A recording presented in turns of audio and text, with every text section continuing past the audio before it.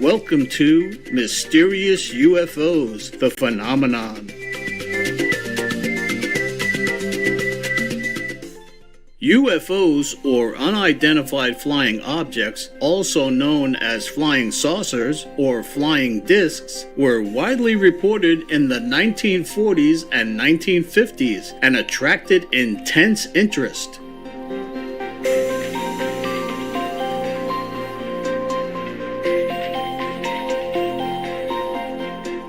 However, various studies have concluded that the phenomenon is not worthy of scientific pursuit, and the topic even gets ridiculed by the media and members of the public.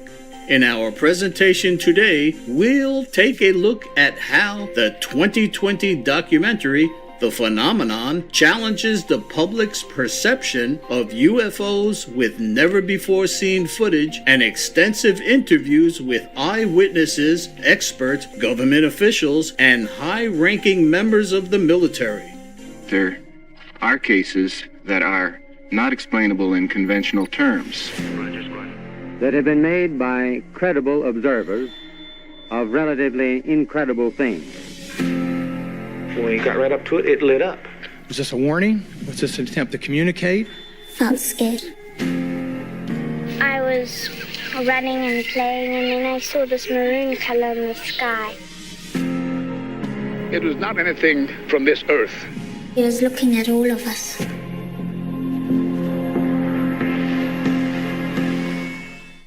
Among the numerous compelling sightings featured in this documentary are the encounter experiences reported by astronaut Gordon Cooper while training in Germany and Air Force Colonel William Coleman in Alabama, USA.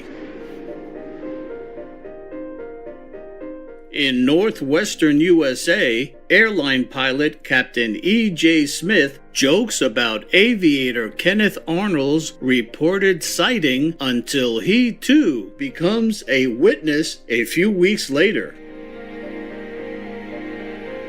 Evelyn Trent from Oregon, USA, sees a UFO in her garden on May 11, 1950, and alerts her husband Paul, who takes 2 photographs. Named the McMinnville UFO, it becomes a global sensation, and the photos are published in newspapers across the nation. I looked up and saw this thing in the sky. Well, it was bronze on the top and silver on the bottom. I would say right around the size of a big parachute, maybe a little bit bigger. When she caught a glimpse of the strange object, she yelled for her husband Paul to bring the camera. And he took the picture of it as it was straight, and then as it tipped, and just, really went. It went fast.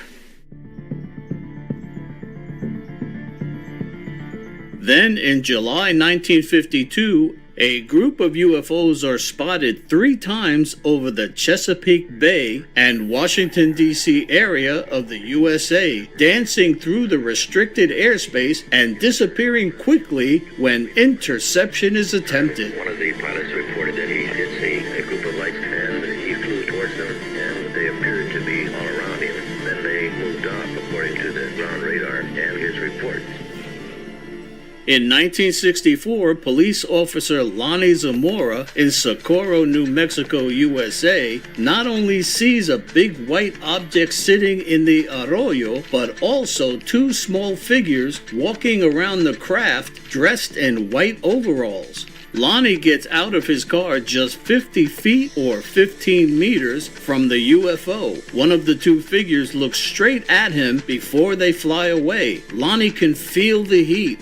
Video footage taken shortly after show 2 sets of footprints. Maybe they're trying to communicate. They were reaching out to us. There is an immense array of unanswered questions and an urgent need to get to the bottom of it. The public has a right to know. My gosh, look at that thing. The question is no longer if they are here, but why. What are they doing? What do they want from us? What are their motivations? For over 75 years, there have been sightings in the sky. The UFO shut down several missile silos in Montana. Thousands of witnesses worldwide. It had to be a data collection. I'm sure they scanned the warhead. Just kind of hovering there. It never changed its longitudinal axis. And then it goes poof, and it takes off the side. And high-level cover-ups. The government was covering up what happened at Roswell. Hiding these dark secrets. I was told there wasn't anything there when I knew there was. Loving viewers, let's send friendly thoughts to the other life forms in the immense cosmos. We'll be right back here on Supreme Master Television.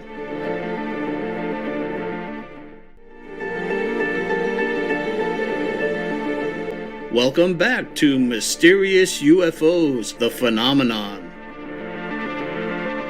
By 1966, people are so eager to know the truth that the U.S. Air Force commissioned an outside panel of scientists to analyze selected cases. Unfortunately, the research project is dropped after 2 years. Years later, Dr. Jacques Vallée, having traveled all over the world, meeting with eyewitnesses of UFOs and gathering evidence, finally creates the first UFO database. The phenomenon is now taken much more seriously, and a highly secret project begins unknown to all but a select few. It was recently revealed that UFOs visited high-security military bases in the US and Ukraine decades ago, and have shown the ability to manipulate and disarm nuclear weapons.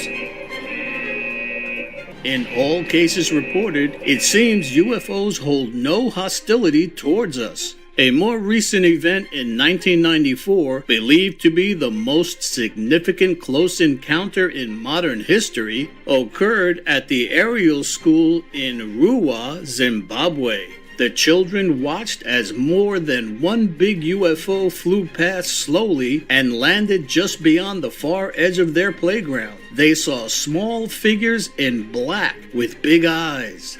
When interviewed by Harvard psychiatrist Dr. John Mack, the children said they felt these visitors were trying to communicate with them.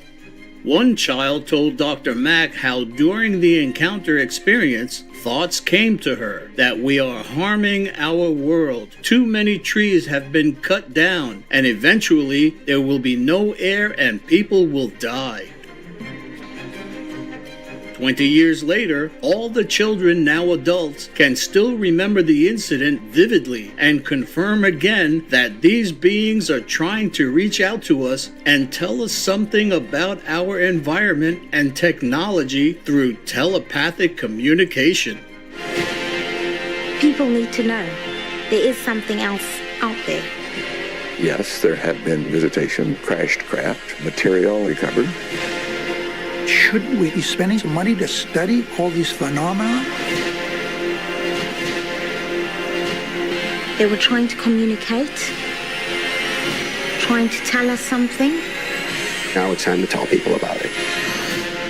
These things are real. They're here. This is happening now.